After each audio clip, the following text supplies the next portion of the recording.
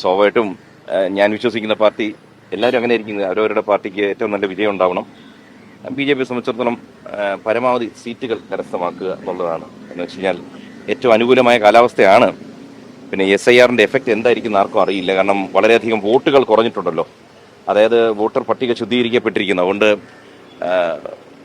ഏറ്റവും അനുകൂലമായ കാലാവസ്ഥയിൽ പരമാവധി സീറ്റുകൾ നേടുന്നതാണ് വിശ്വാസം. പക്ഷെ അവസാനം പാലക്കാടൊക്കെ ഒരു വിവാദമൊക്കെ വന്നു ശോഭാ സുരേന്ദ്രനുമായി ബന്ധപ്പെട്ടൊക്കെ. അതെ കാണുന്നുണ്ടായിരുന്നു.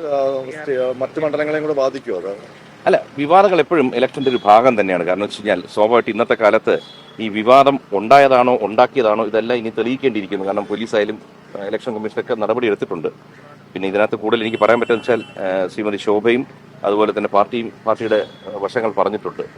ഞാനും ആ ഭാഗത്താണ് നിൽക്കുന്നത്. എന്തായാലും ഈ അന്വേഷണം കഴിഞ്ഞാൽ അതിന്റെ ഒരു റിസൾട്ട് ഉണ്ടാവുമല്ലോ. കഴിഞ്ഞ തെരഞ്ഞെടുപ്പിൽ മത്സരിച്ച ആളെന്നുള്ള നിലയിൽ ഇപ്രാവശ്യത്തെ ഒരു ട്രെൻഡ് നോക്കുമ്പോൾ BJPയുടെ സാധ്യത എത്രത്തോളാണ്? 12 സീറ്റെങ്കിലും ചുരുങ്ങിയത് കിട്ടുന്നതാണ് BJP കൊടുക്കുന്ന കണക്കെന്ന് മനസ്സിലാവും.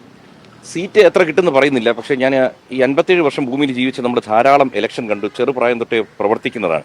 അപ്പം അന്ന് നമുക്ക് പ്രവർത്തിക്കാൻ ആളില്ലാത്തൊരു കാലമുണ്ടായിരുന്നു. അത് കഴിഞ്ഞപ്പോൾ ആളായി, എല്ലാം കൊണ്ടും ബലമായി.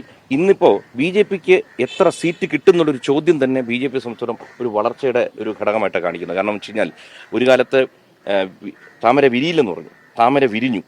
ഇനിയിപ്പോൾ എത്ര താമര വിരിയുന്നുള്ളതിലോട്ട് എത്തണമെങ്കിൽ അത് BJPയുടെ മുന്നേറ്റമാണ്.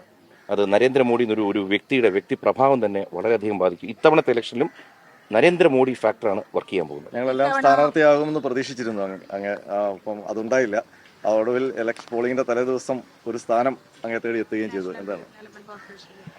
സ്വാഭാവികമായിട്ടും സ്ഥാനങ്ങൾ പ്രതീക്ഷിക്കുന്നതിൽ ഒരു തെറ്റുണ്ടെന്ന് എനിക്ക് തോന്നുന്നില്ല. കാരണം വെച്ച് കഴിഞ്ഞാൽ നമുക്കൊരു രാഷ്ട്രീയ പ്രസ്ഥാനത്തിൽ നിൽക്കുമ്പോഴത്തേക്ക് നമുക്ക് പ്രവർത്തിക്കാനായിട്ട് എന്തെങ്കിലും സ്ഥാനമാനങ്ങൾ വേണം.